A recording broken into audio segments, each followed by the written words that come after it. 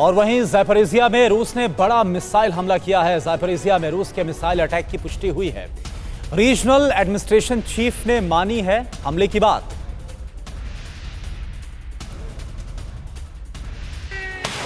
आज रूस यूक्रेन जंग के 6 महीने पूरे हो गए। आज ही के दिन यूक्रेन को अपनी आजादी का जश्न मनाना था, लेकिन रूस की आक्रामकता को देखते हुए इसे टाल दिया गया।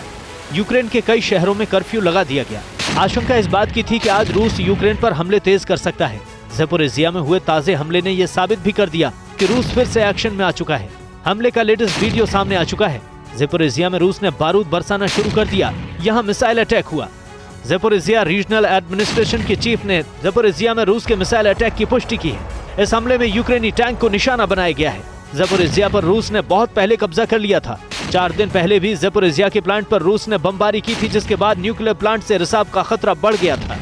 यूक्रेन पर रूसी हमले की सबसे बड़ी वजह दुगिन की हत्या से भी जोड़कर देखा जा रहा है।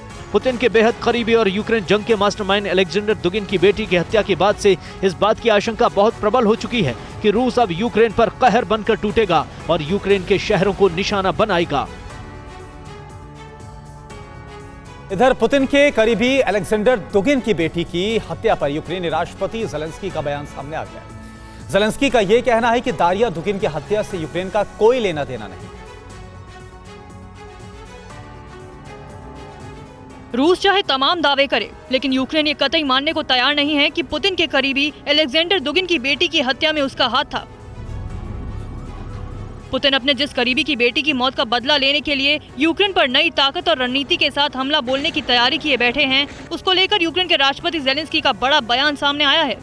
राष्ट्रपति ज़ेलेंस्की ने दावा किया है कि पुतिन के करीबी अलेक्जेंडर दुगिन की बेटी की हत्या से यूक्रेन का कोई लेना देना नहीं है। इतना ही नहीं, ज़ेलेंस्की का तो यहाँ तक कहना है कि दारिया दुगिन की मौत से पहले उसे यूक्रेन में कोई जानता भी नहीं था। बहरहाल किसके दावे में कितनी सच्चाई है, ये मसला जांच का विषय है, लेकिन रूस इस दारिया दुगिन की हत्या के लिए यूक्रेन को जिम्मेदार मानता है। यहाँ तक कि रूस ये भी चेतावनी दे चुका है कि हमला करने वालों को वो छोड़ेगा नहीं। पूर्वी यूक्रेन में क्रेमलिन समर्थक डोनेट्स्क पीपल्स रिपब्लिक के प्रमुख डेनिस पुशलिन ने आरोप लगाया था कि यूक्रेन के आतंकवादियों ने इस घटना को अंजाम दिया। बता दें कि आज से ठीक 3 दिन पहले मॉस्को में पुतिन के ब्रेन कहे जाने वाले अलेक्जेंडर दुगिन की बेटी की बम ब्लास्ट में हत्या कर दी गई थी। उधर बीते 6 महीने से अकेले रूस से लोहा ले रहे यूक्रेन को अमेरिका ने बड़ी सैन्य मदद दी है। व्हाइट हाउस की तरफ से यूक्रेन को $3 अरब की मदद की घोषणा की गई है।